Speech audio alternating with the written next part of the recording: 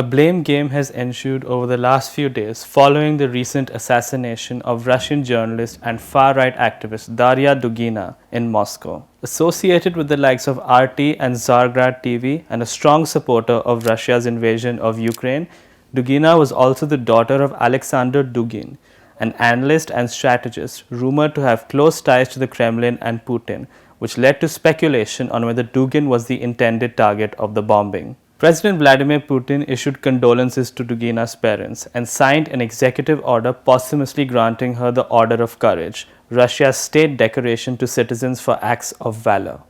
A vile, cruel crime cut short the life of Darya Dugina, a bright, talented person with a true Russian heart, kind, loving, sympathetic, and open.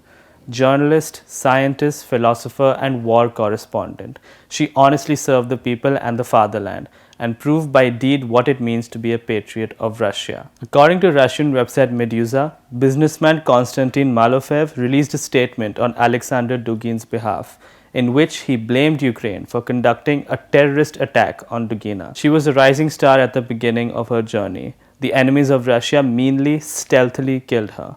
But we, our people, cannot be broken even by such unbearable blows. They wanted to crush our will with bloody terror against the best and most vulnerable of us, but they won't get it, Malofev's statement reads. Denis Pushilin, the head of the separatist Donetsk People's Republic, also publicly suspected Ukraine for Dugin's assassination.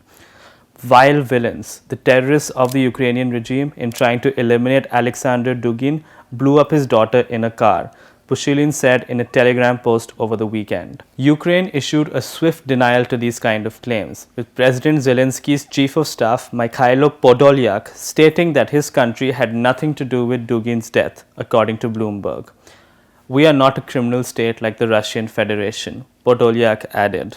An exiled former member of Russia's State Duma, Ilya Ponomarev, further threw a spanner in the works by claiming that the revolutionary underground Russian group, the National Republican Army, had carried out Dugina's assassination. Ponomarev was speaking in a 7 p.m. broadcast on February morning, a Russian-language opposition TV channel he launched in Kiev earlier this year, The Guardian reported.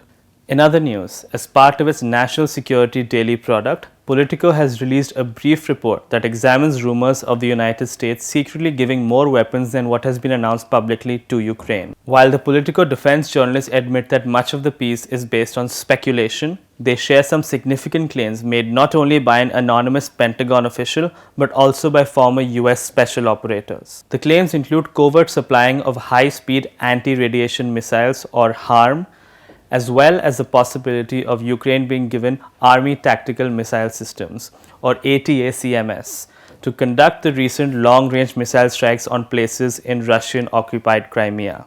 When we first announced the initial provision of HARM missiles, the way that we characterized it in the announcement was not specific.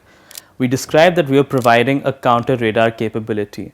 Politico cited the Pentagon official as saying, "No member of the administration confirmed or even hinted that there were secret shipments of weapons to Ukraine.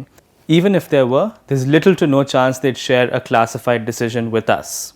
But if there's anything to the secret weapons theory, some experts would be supportive of the more quiet approach," Politico added. For The Print, this is Raghav Bikhchandani. For more, log on to theprint.in and follow us on social media.